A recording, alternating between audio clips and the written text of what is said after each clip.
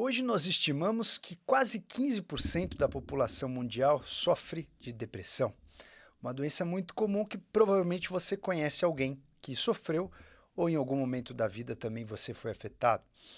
A gente tenta descobrir um tratamento para depressão há muitos anos, mas os tratamentos de medicamentos surgiram a partir de 1950.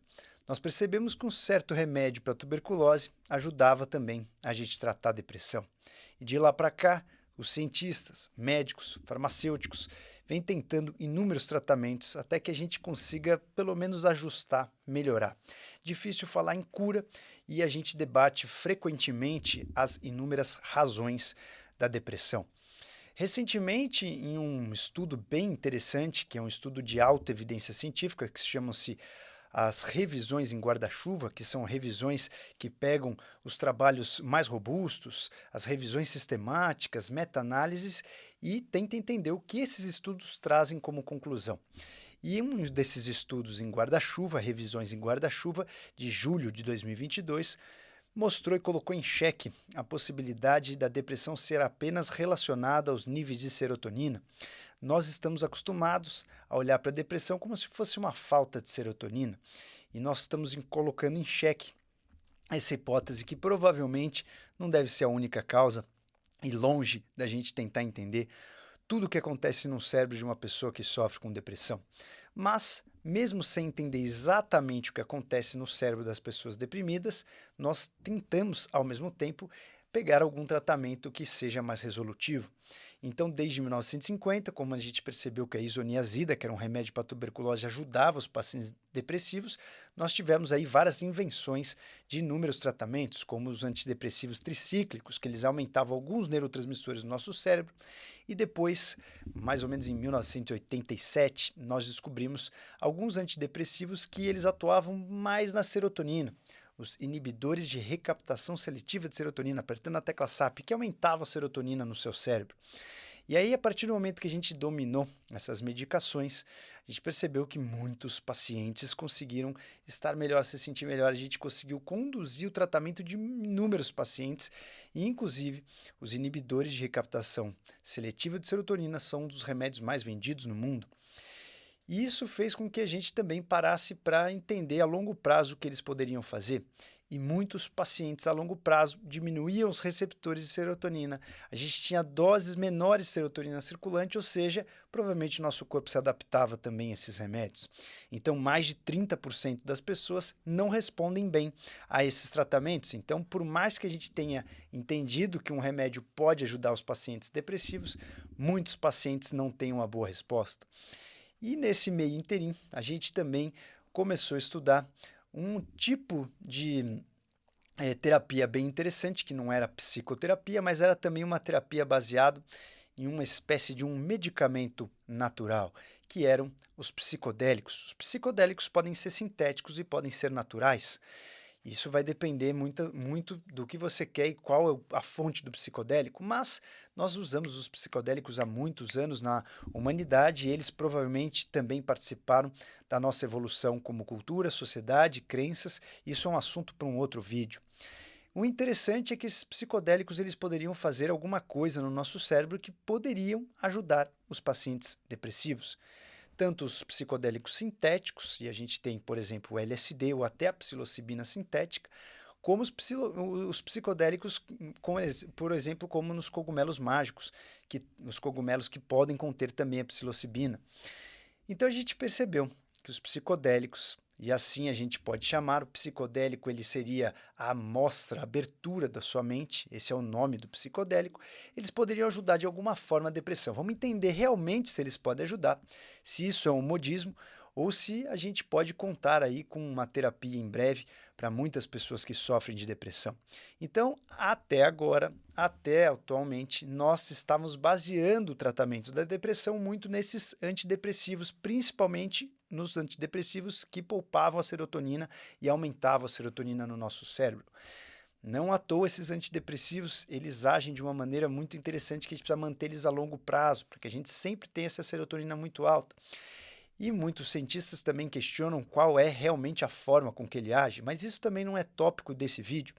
O mais interessante é que a gente deixou de estudar os psicodélicos e depois da invenção desses remédios que aumentam a serotonina, a gente ficou só neles, principalmente porque os psicodélicos foram proibidos em 1970, pelo ato ali de proibição e de regulamentação de muitas drogas nos Estados Unidos, e os psicodélicos passaram para o Schedule I, ou seja, a gente não podia nem falar, nem utilizar em pesquisa.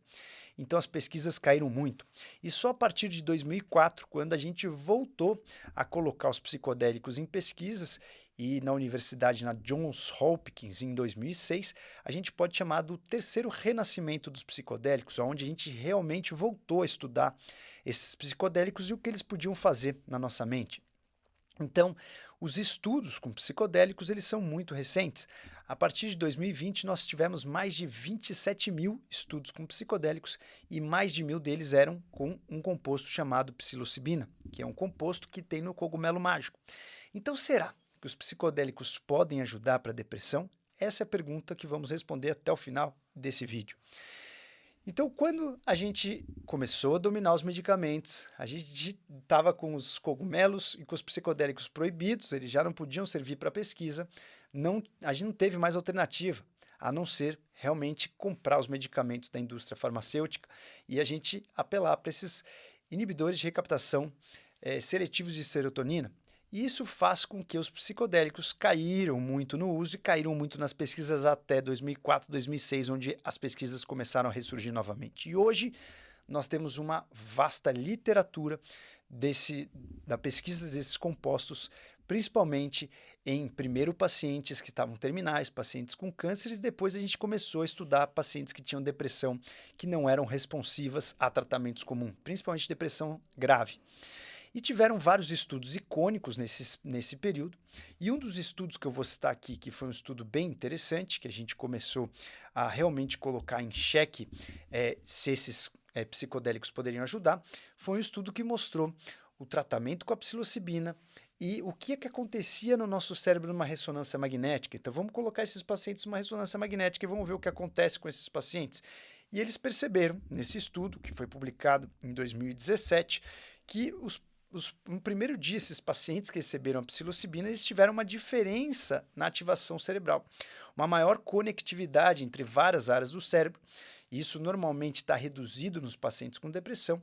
E o Default Mode Network, o que é isso? Default Mode Network é aquela forma de ativação da tua mente quando você não está pensando em nada, né? Aquela forma de ativação da tua mente quando você está simplesmente pensando na vida e qualquer coisa, mas você não está pensando em nada específico, fazendo nenhuma atividade específica, você não está fazendo nada, mas você sabe quem é você no presente, você no passado, você no futuro, você está com o seu ego ativo. Então o Default Mode Network é como se fosse um pensamento de autorreferência. O que você significa, quem você é. E o tempo todo que você não está usando o teu cérebro para alguma coisa muito específica, você está nesse Default Mode Network. E, em geral, esse modo de ativação cerebral, ele está muito ativo nos pacientes que têm depressão. Eles ficam pensando muito o que eles significam, como eles são, né, na timeline, revivendo o passado que muitas vezes é traumático, pensando com medo do futuro. Então, esse Default Mode Network, nesses pacientes que tomaram a psilocibina na ressonância magnética, ele foi reduzido.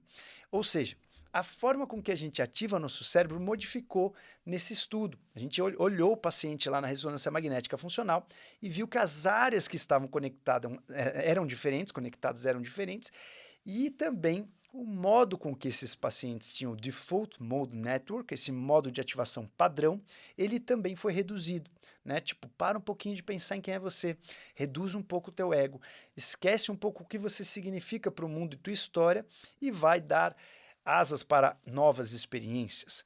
A gente, inclusive, tem alguma forma de induzir esses estados de uma maneira consciente, né? A gente já falou da prática do Epoqué, que é uma prática onde você, por exemplo, vê uma garrafa sem lembrar qual é o julgamento dessa garrafa, sem você saber se é uma garrafa marrom, que você não gosta de marrom, e nem uma garrafa grande, que você não gosta de garrafa grande, e nem uma garrafa de metal, que é uma garrafa que incomoda a tua boca. Esquece tudo o que você sabe sobre essa garrafa e analisa ela como se você estivesse vendo, experimentando a primeira vez.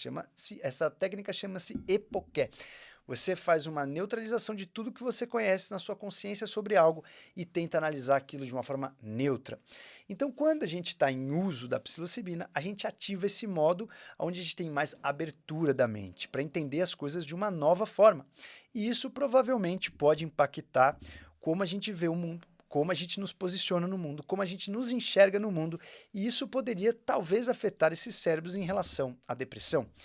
Então, esse estudo foi um estudo bem interessante, mostrando que sim, a psilocibina, que é um psicodélico, ela pode alterar a forma com que o nosso cérebro está ativado. E aí um outro estudo, que foi um estudo bem impressionante, né, que foi um estudo bem impactante, foi em 2021, no New England, mostrando a relação entre algum grupo de pacientes recebeu psilocibina, um outro grupo de pacientes recebeu um escitalopram, que é o inibidor de recaptação seletiva de serotonina, ou seja, ele aumenta a serotonina no cérebro, são os antidepressivos mais padrões que a gente usa hoje em dia. Então eles foram comparados. Será que se um paciente tomar psilocibina e outro grupo de pacientes tomar escitalopram, existe alguma diferença? Então, esse estudo, eles pegaram 60 pessoas, dividiram em dois grupos. Metade vai tomar psilocibina, metade vai tomar escitalopram. Vamos ver o que acontece. Então, eles dividiram lá as doses, etc. Depois vale a pena você ver esse estudo com calma.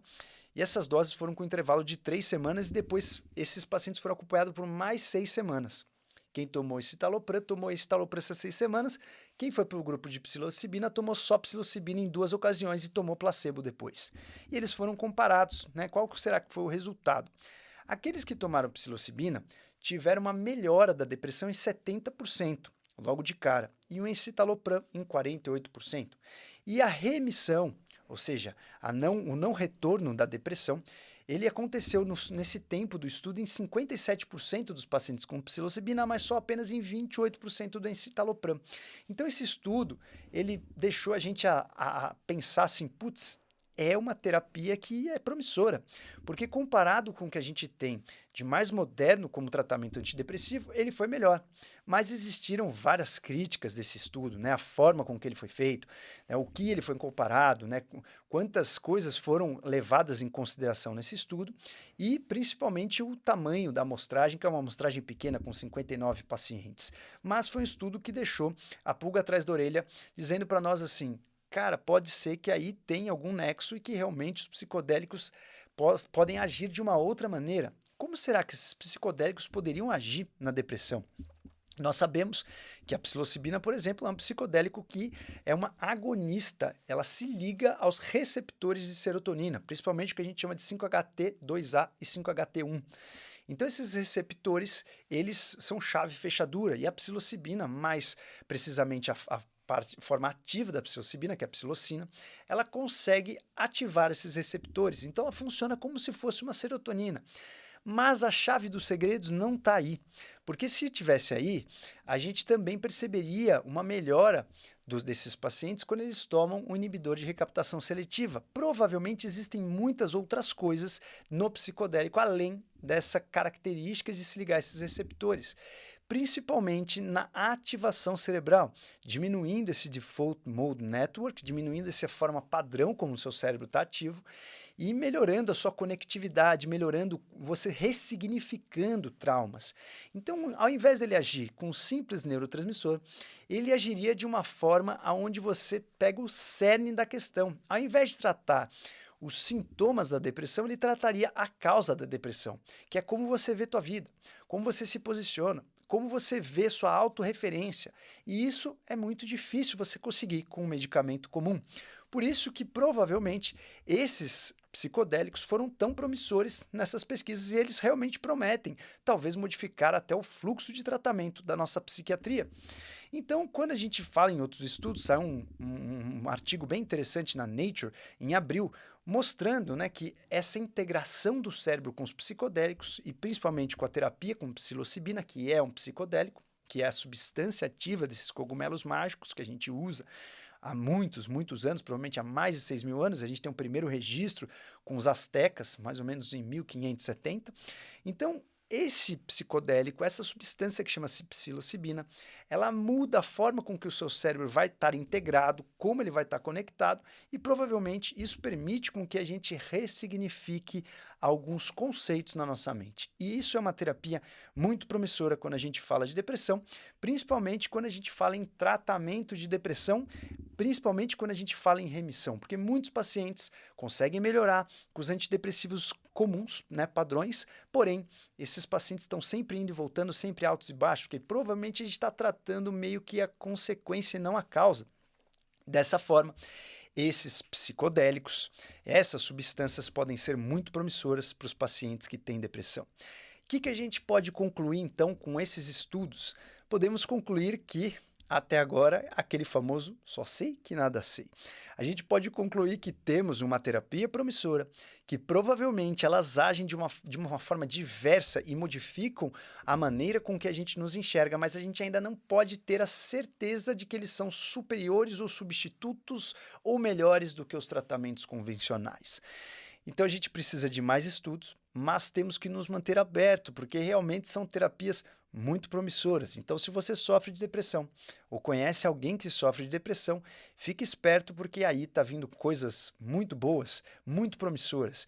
E a gente está comparando um tratamento de 6 meses com um tratamento de apenas 1 ou 2 sessões. Então, é uma coisa muito, muito, muito promissora. Se realmente isso aqui for um tratamento promissor, talvez a gente consiga ressignificar o tratamento da depressão. Obviamente, não preciso nem dizer que nenhum desses estudos citou a mudança do estilo de vida, que, ao meu ver, é a primeira linha de tratamento para os pacientes que têm depressão. Né? Antes da gente pensar em medicamento, antes da gente pensar em psicodélicos, vale a pena a gente olhar para o estilo de vida e pensar, né, como é esse cérebro, como está estimulado esse cérebro, como está sendo cuidado esse cérebro. E tem um outro fator muito importante aí, que é a neuroinflamação. E inclusive, dos pontos abordados para que esses antidepressivos clássicos funcionem, provavelmente vai muito além da serotonina. Pode ser que eles ajam com um efeito anti-inflamatório no cérebro das pessoas que têm depressão. Então, se você sofre de depressão, o primeiro ponto é você olhar para o teu estilo de vida.